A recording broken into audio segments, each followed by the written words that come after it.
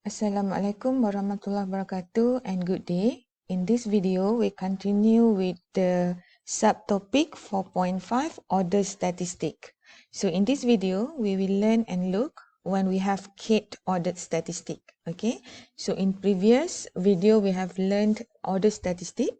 So the order statistic, you can have the minimum value of the order statistic, which is y1 bracket, and then you have yn bracket. Consider the maximum value of the ordered statistic.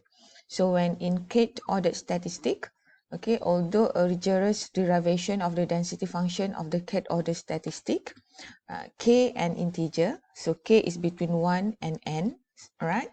So it's somewhat complicated. Okay, so the resulting density function has an intuitively sensible structure.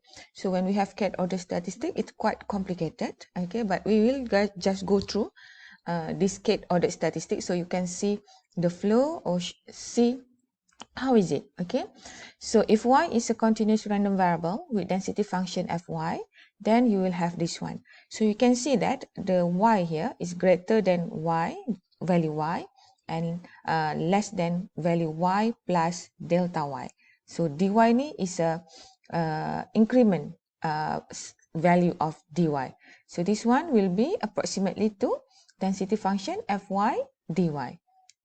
So now we consider the kth order statistic as a yk bracket because it's a kth ordered statistic. So if this kth largest value is near yk, then k minus 1 of the y's must be less than yk. So that's logic lah, isn't it?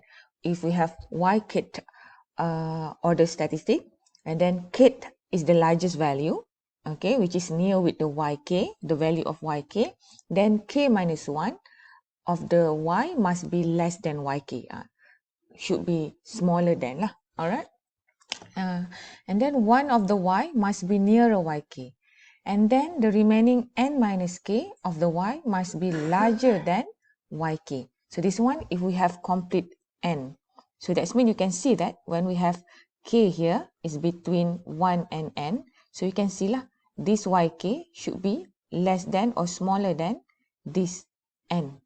Alright, and then for sure this yk we will have, if this one larger, so here you will have k minus 1.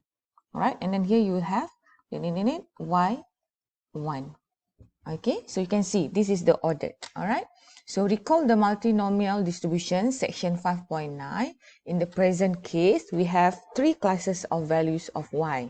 Alright, so you can see the first one, y that values less than yk need k minus 1, this one.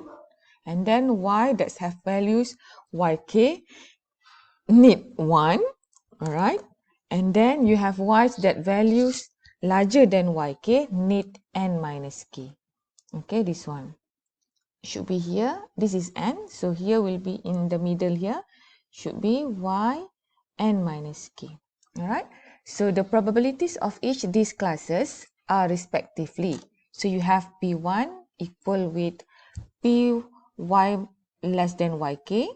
Okay, this one, sorry. And then this one equal with the density distribution function fyk.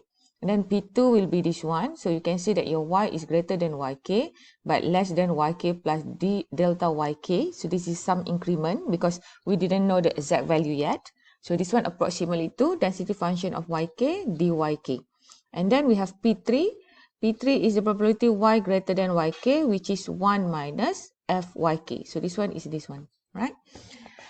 Then using the multinomial probability discussed earlier, so we can see that you have this probability, your yk is greater than value yk, but less than yk plus delta yk. Alright, dyk. So here you can see that k minus 1 from class 1, and then you have 1 from class 2, and minus k from class 3. So basically this is a multinomial probability discussed. So you can see that this is what we have. Okay, the distribution function. Alright, because this is discrete, so that's why we have this multinomial the probabilities. Alright, so then this is approximately, and finally we can see that P1 k minus 1 actually is what it's here, isn't it? You get density function of yk k minus 1. All right, you just substitute back here from here. And then this one, density function yk dyk. And then this is the class 3. Okay, so this is the distribution function. And then this is the density function. So in order for you to get the density function of yk, you will have this equation. All right. So the density of the kth order statistic and the joint density of two order statistic are given in the following theorem. So this is theorem 6.5. So this is the theory, how you get the theorem. Okay. So this is the theorem. That's mean if you have y1 until yn be independent, identically distributed continuous random variable with common distribution function capital Fy and common density function small fy. If yk denote the kth order statistic, then the density function of yk is given by this one. All right. So usually this theorem you just use, all right, but how you get this theorem is behind it is from previous slide. Okay. If j and k are two integers such that j is greater than 1, j is less than k, k greater than j, k less than equal with n. So the joint density function of yj and yk is given like this. Okay, this is when you have two integers. Okay, this one if you have 1, this is if you have two integers. So this one can be proved as well actually. All right, but the theory behind it, you get it from the previous explanation. All right, this one. So I just go through the explanation. So maybe in this course, this is not really important, but for sure in application in the future, if you found this kind of problem, you can use. Okay.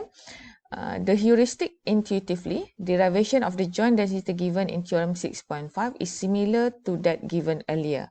Okay, so the concept is similar for the density of a single order statistic. All right, so for yj less than yk, the joint density can be interpreted as the probability that the jth largest observation is close to yj and the kth largest is close to yk.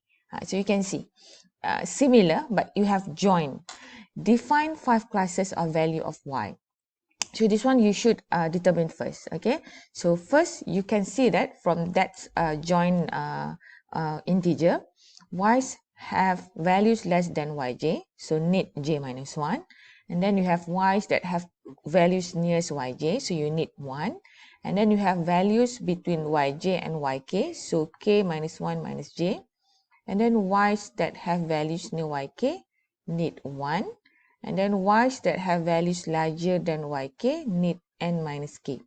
So again, use the multinomial distribution to complete the heuristic argument. Okay, so we use the same thing like this lah. Okay, but we look example 6.18. Okay, but this is quite high. Okay, but just to show you the concept, how is it? So suppose that y1, y2 until y5 denote a random sample from uniform distribution defined on the interval 0, 1. So you can see that how many variables you have, how many random sample you have, y1, y2, y3 until y5. Okay. So, and then it's come from uniform distribution interval 0, 1. So you remember if you have uniform density function, you have b minus a, isn't it? So that's why when 1 minus 0, you get 1. So y is between 0 and 1. And then the question asks you to find the density function for the second order statistic. Okay, second order. Also give the joint function for the second and fourth order statistic. So we have 5 actually. All right, but the first question asks you to find the density function for second order, and then the joint density function for second and fourth order. So the distribution function associated with each of the y is given like this. Okay, so this one actually you have this density function 0, 1. Then you need to check this y is between 0, 1. So when you have y less than 0, what will you get the distribution function? 0. When you have 0 to 1, y, you integrate with respect to y, you get y. And then when you have y greater than 1, you integrate, you get 1. So this is density function for each y. So the density function for the second order statistic, which is y2. Okay, when we're talking about second order, we have y2 bracket can be obtained directly from the theorem 6.5. Okay, because it's straightforward. And with n equal to 5, k equal to 2, then you just substitute the value into the theorem 6.5, then you get this answer. Okay, and here is the limit. So the preceding density is a beta density with alpha equal to 2 and beta equal to 4. So in general, the kth order statistic based on sample of size n from a uniform distribution has a beta density with alpha equal to k and beta equal to n minus k plus 1. So this one we can generalize. If you have n sample, okay, from uniform distribution, so you can have that's alpha and that's beta. And you can consider here to substitute the distribution. Okay, the value, sorry. Okay. So for the joint density of the second order and fourth order statistic is readily obtained from the result in theorem 6.5 as well. This one, okay, because this one for single and this one for joint. Okay, so basically we have the theorem here. So you just use the theorem. So you can see that you have the density function, the distribution function as before, j equals to 2, k equal to 4, because you can see that 2 is lower or smaller than k. So we consider j is 2, k is 4, and then your samples is equal to 5. So you just substitute the value into the theorem. Okay, then you simplify, then you get this equation. Okay, so of course this joint density can be used to evaluate joint probability about y2 and y4, or to evaluate expected value of function of these two variables. Okay, so this is just the density function for the joint distribution for the second ordered and the fourth ordered. All right, for sure from here you can find the marginal of y2 and you can find the marginal for y4, and then for sure you can find the expected value for these two variables. Okay, so again this one is quite high, multinomial, more than 1, more than 2. Okay, but you should understand the concept. Okay, for sure this one, if you face it in the future, you can see the concept too. So this is the exercise, page 338. Okay, you can try your own, all right? And then if you have any question, for sure you can ask me. So that's the finish of chapter 4. So as a summary, so in this topic, okay, in this chapter 4, okay, there are 3 methods to find probability distribution for function of random variable. Okay, function of random variables. That means you have y, you not only have y and x, you have u equal with x plus y. For example, u equal x times y. Okay, it's a function of random variable. So you can have 3 methods to find the probability distribution. First is distribution function method, and then you have transformation method, and then moment generating function method, including multivariable transformation using Jacobian when you have 2 functions of random variables. And then you should understand and calculate the density function of order statistic. I mean until maybe the not multi-level, okay, or one level of order statistic. All right, so I think that's all for this video. Thank you, class.